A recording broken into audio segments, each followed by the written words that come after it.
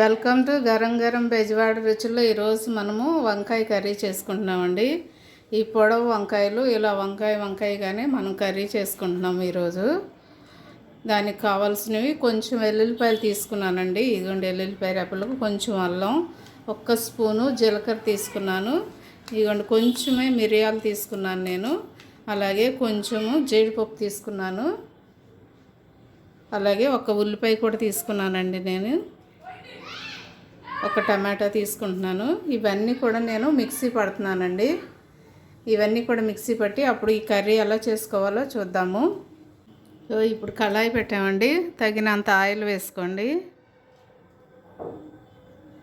వంకాయలోకి ఎంత ఆయిల్ పడుతుందో అంటే మీరు వండుకున్న దాన్ని బట్టి, నేనైతే 1 పావు కేజీ కంటే కొంచెం ఎక్కువ ఉన్నాయి. దానికి నేను ఈ ఆయిల్ వేస్తున్నాను.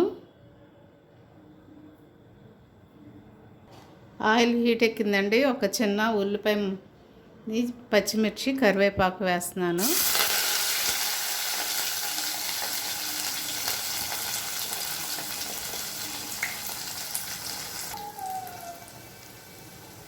చూడండి ఉల్లిపాయ వేగిపోయింది కదండి. ఇప్పుడు మనము వంకాయలు వేసుకుందాం. చూడండి ఇట్లా కట్ చేయండి. వంకాయ మొత్తం కట్ చేయొద్దండి, ఇలా కట్ చేయండి. కొంచెం ఆయిల్లో మగ్గాలి. ఇవి మగ్గితే టేస్ట్ బాగుంటుంది. చూడండి అన్నీ కూడా ఇలా కట్ చేసుకోండి. జాగ్రత్తగా చూసి కట్ చేసుకోండి. పురుగులు ఉంటాయి, ఆ పురుగులు ఉన్నాయి, కొంచెం కట్ చేసి అవి కూడా ముక్కలు వేసుకోవచ్చండి. ఇగో ఇవన్నీ కూడా నేను ఇలా కట్ చేశాను. అన్నీ కూడా మనం ఇలా వేసుకుందాము. నాకు కూడా చాలా వంకాయలు రంధ్రాలు పడినాయండి. అది ఇట్లాగా చూడండి ఎలా పుచ్చిపోయాయో. కాబట్టి అవి మాత్రం తీసి పడేసేయండి. ఏమన్నా చిన్న ముక్క కనుక కొంచెం పుచ్చితే కనుక అవి మాత్రం ఆ పుచ్చు వరకు తీసేసి వేసుకోండి.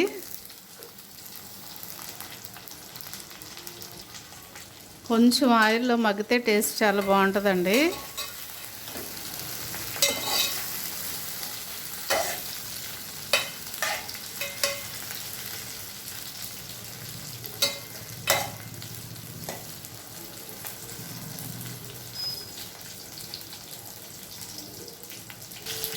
చూడండి వంకాయ ఇలా మగ్గితే సరిపోయిద్దండి. ఇవన్నీ కూడా నేను ఇప్పుడు ఒక గిన్నెలోకి తీసేసుకుంటున్నాను.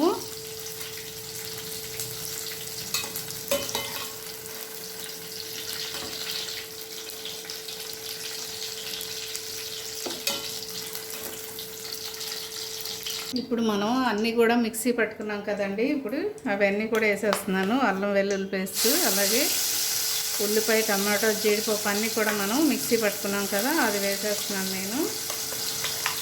ఇది చక్కగా ఆయిల్లో బాగా మగ్గాలండి.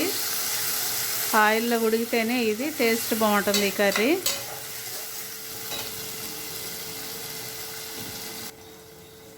చూడండి చక్కగా ఇలా ఉడికితే బాగుంటుందండి. పచ్చివాసన లేకుండా అట్లా ఉడికించాలి. నేను కొంచెం పసుపు వేస్తున్నానండి. అలాగే కారం కూడా తగినంత వేసుకోండి. అంటే మీరు వండే దాన్ని బట్టి వేసుకోండి. నేనైతే 1 స్పూనున్నర వేస్తున్నానండి.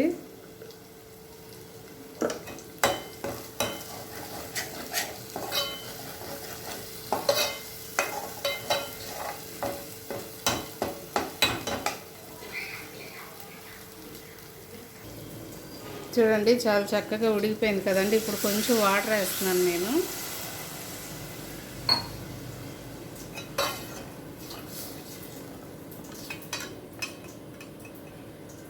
ఇంకా కొంచెం వేసుకుందామండి.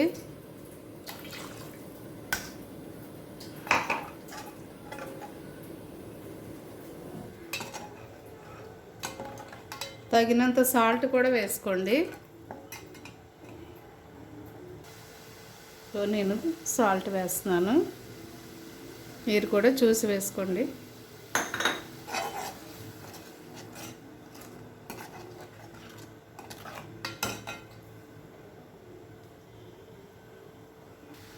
ఇప్పుడు మనం ముందుగా వేయించి పెట్టుకున్నాం కదండి వంకాయలు, అవి వేసేస్తున్నాను.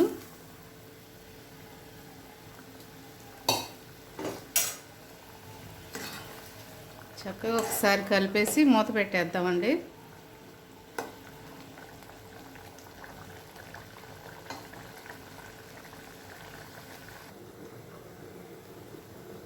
సో ఒకసారి మూత తీసి చూద్దామండి.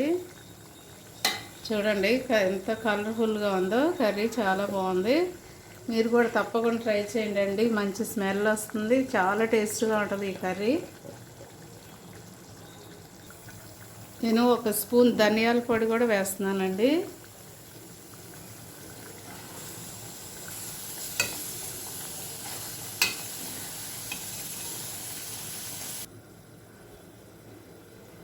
ఒకసారి మూత తీసి చూద్దామండి. చూడండి ఎంత కలర్ఫుల్గా చక్కగా ఆయిల్ కూడా పైకి వచ్చేసింది. చాలా టేస్ట్గా ఉంటుందండి ఈ కర్రీ. మీరు అందరూ తప్పకుండా ట్రై చేయండి. నేను కొంచెం కస్తూరి మేతి వేసి దించేస్తానండి. లైట్గా వేసుకోండి, ఎక్కువ వద్దు.